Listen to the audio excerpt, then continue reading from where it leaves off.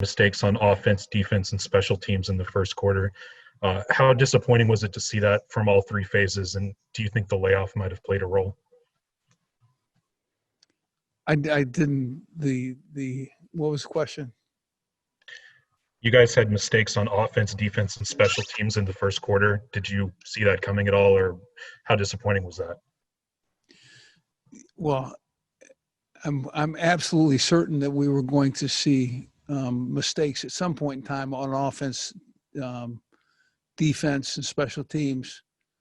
We were going to play a game, so the inability to play a game free of issues and mistakes, something that a good football team can get accomplished in. We're headed in that direction. I enjoyed the some of our players in the advancement that they made in really a short order. Amari Hickson has a 100-yard day, and Luke Grimm has a big night. But our quarterback that started the game is a true freshman, and he is coming. And yes, we needed to take him out of the game, and the reason that we did is so that he could process what was happening from the sideline, so that he could really learn and continue to learn. I think that Miles Kendrick had a nice night, something that he will have to look back on.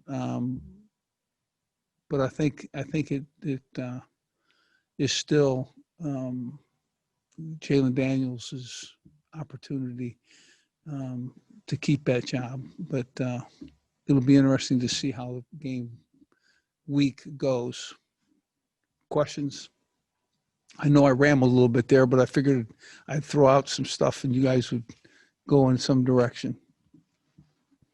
Hey, Les, looking at those 3 touchdown passes that TCU had, they were all blown coverages. Can you kind of tell us what happened? I can tell you what happened as best I could see. I would guess that the guys that came free gave an influence release. In other words, they influenced them with a blocking pretend, and then released cleanly and left the defender at the line of scrimmage. And then they took the middle of the field defender away from the play with the route, and wide open is 3 opportunities at touchdown passes. We got to cover those. Those things everybody runs them. It's 100%. If you put a safety in the middle of the field and it's man coverage, or for that matter, if you put 2 safeties in the middle of the field and it's man coverage, that release has to be covered because everybody does it. And so when I get to the film, I'll be a little bit more sure of what I'm seeing, but I saw it that way. The bad snaps that went over Jalen Daniels' head, was that a technique thing, or? That was freshman to freshman, and every spring ball has a period of time. Sometimes it's as much as a week, where the snapper cannot get the ball to the quarterback. Now, as a true freshman, now you look at him, next year, and as we continue to move with our center, he's going to be a good center. He's a tough kid and makes some mistakes, but we'll get those fixed. What was the biggest issue with your run defense tonight? Give it to me again. With your run defense, what was the biggest issue tonight? Well,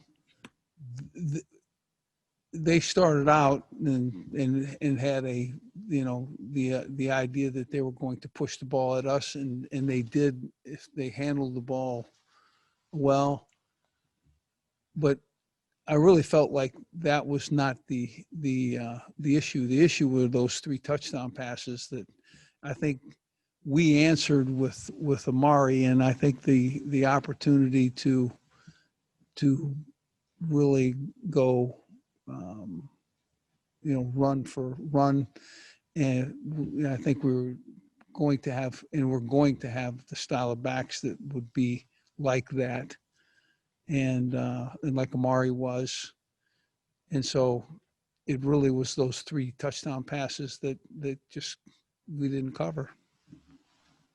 Hey, Les, wanted to take you back to something you just mentioned about the quarterbacks. You talked about taking Jalen out. Obviously, Miles has a pick 6 and then the fumble return for 6.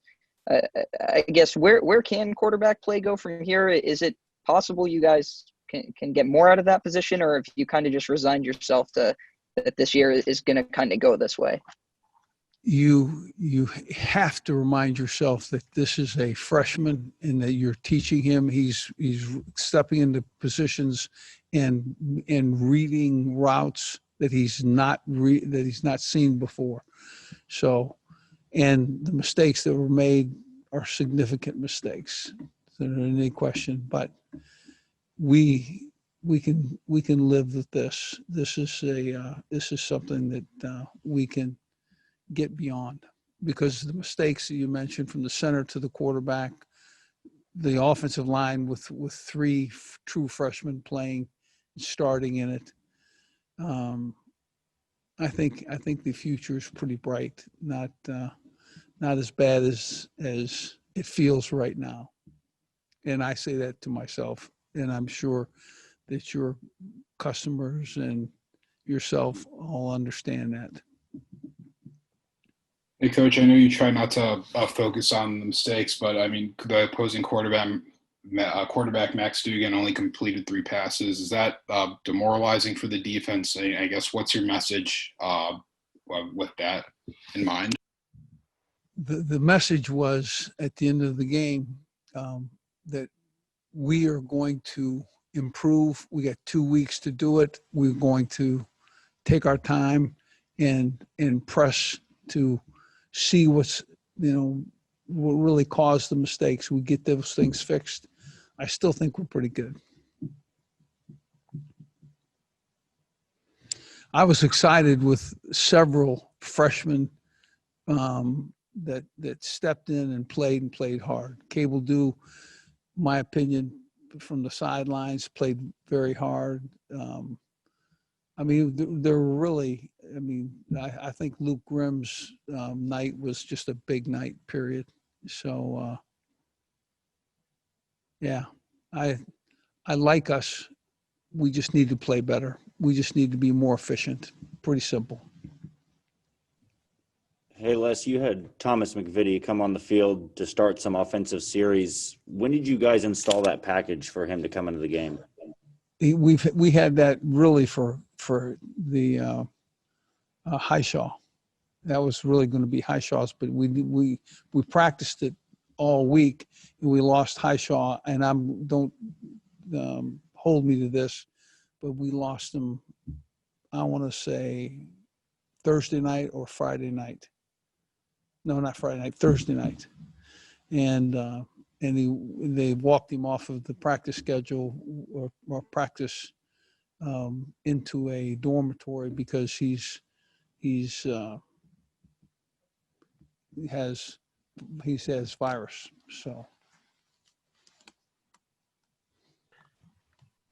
Coach, wanted to ask about. Coach, wanted to ask about Velton Gardner. Heard he was on the sideline. What's his status? Nicked, not really terribly bad, but I think hamstring or lower leg, not knee, but more hamstring. One more question for Coach. Yeah, Wes, regarding your offensive line, you guys moved a bunch of people around. I think you brought Malik back inside. Can you kind of talk through the decision-making process and maybe why it didn't happen earlier this season to move those guys like that? We had to have Malik could play all the spots, and we really had the other tackle could play the tackle spot. So we don't move the young offensive tackle and Cable do. And then now we need to, our center is still our center.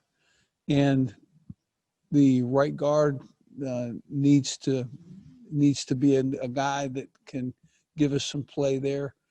And we did not necessarily, anticipate that he was going to play a lot of football for us this fall.